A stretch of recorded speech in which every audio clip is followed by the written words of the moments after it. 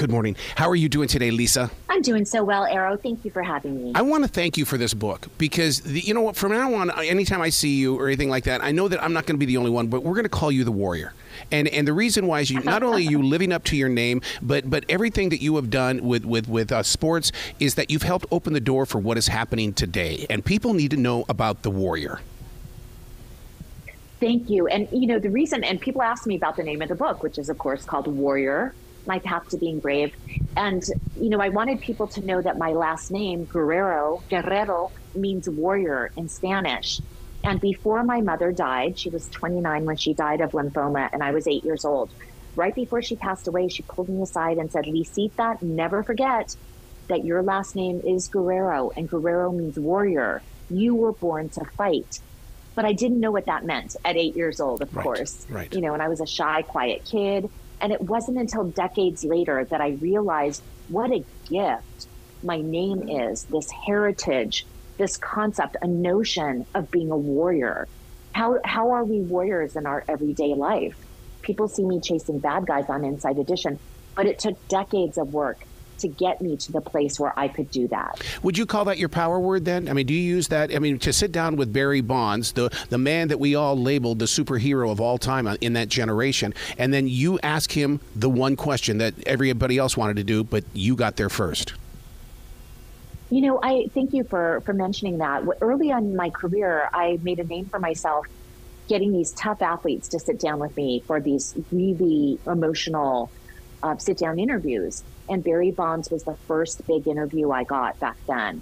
And, you know, I asked him if he had done steroids, but I had an entire conversation with him leading up to that moment where we talked about his childhood, his trauma, having an alcoholic father, and seeing his father be demeaned in the papers as he was learning how to read when he was little. He saw his dad was being marginalized by the press, so of course he hates the press. So I got to know him a little bit, and then I asked him if he had done steroids. So I was the first person on camera to do that. And of course he denied it at the time, but he also revealed that he was, you know, using creatine, and he, you know, said a lot of newsworthy things during that interview. So yeah, I had really made my name as a tough reporter back then. Isn't that because you've mastered the art of conversation? I mean, anybody can interview, but you have conversations.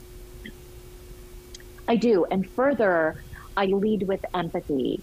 I try to always look at the person across from me that is a victim or survivor of trauma. And even the athletes that I ended up interviewing, I looked at them as human beings first and tried to empathize with them. Now, that doesn't mean you always agree with everything they've done. But if you have empathy towards your subject, you're going to have a much deeper discussion. Man, you bring that is such an interesting point because, I mean, sitting down and having conversations, even with local sports heroes and stuff, that everybody has a little hidden secret that because they use that as the motivator, and even broadcasters go through the same thing. We all have something that makes us who we are, and you put it in a book. What was it like to look at yourself in the mirror and then write the story that we now hold? It was painful. Oh boy. You know, the book started as a bunch of essays about, oh, how fun, look at, you know, what's behind the scenes on Monday Night Football, or me being an actress. And it was kind of just like a fun series of essays. But as I started to look back at my old journals and started to look at my old VHS tapes and beta tapes, I realized how much trauma I had endured, how much misogyny, how much criticism, the slut shaming. We call it slut shaming now. Back then there wasn't that word for it, but that's what it was. And a lot of the verbal abuse and sexual, you know, harassment I endured. I decided to write the real book instead. And I wrote about what really happened to me. And that's the book that you read today. In Warrior, My Path to Being Brave is Real. That's why this book is so important, because I'm an instructor for broadcasting. They all think that everybody is just handed the keys, and that is not true. That there is such a struggle and such a journey, and this book is a book of honesty, where there people are going to say, okay, I know what I need to do. Yeah, and I hope your journalism students read this, and I want every young person considering a career in journalism or media or sports to read this book, because I don't want them to make some of the same mistakes I made. Right. Really, my book is a cautionary tale in many ways. It's not, hey, look at my fabulous life. I made no mistakes. Oh, I made plenty of mistakes, and I write about them so that young people won't make those same mistakes that I did. So now, did when you were making the mistakes, because we've been there, but do you see it as a mistake, or because my go-to line is, they knew what I was when they picked me up. I'm an artist. I am going to take chances because that's what we do. Yeah, and I think there was two things. Number one, I was working in an industry, especially starting in the 90s, where it was just full of misogyny and abuse. And I jumped into that business, eyes wide open, but I had no idea what was about to happen to me. And so I did make some mistakes, but really I was set up for failure in many ways. And the book is about how I kind of overcame the systematic,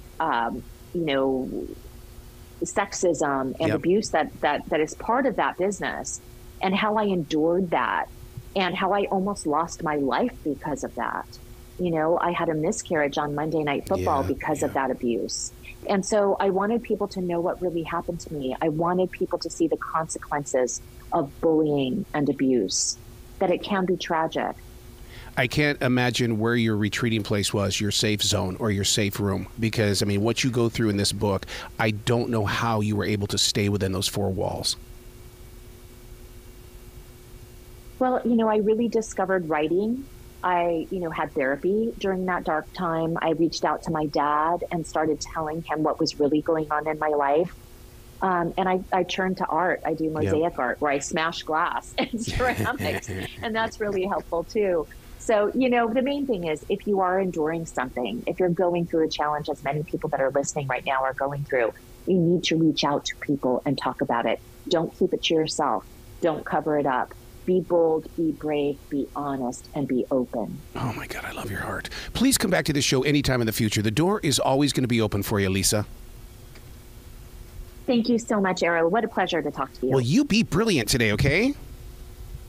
Okay, you too.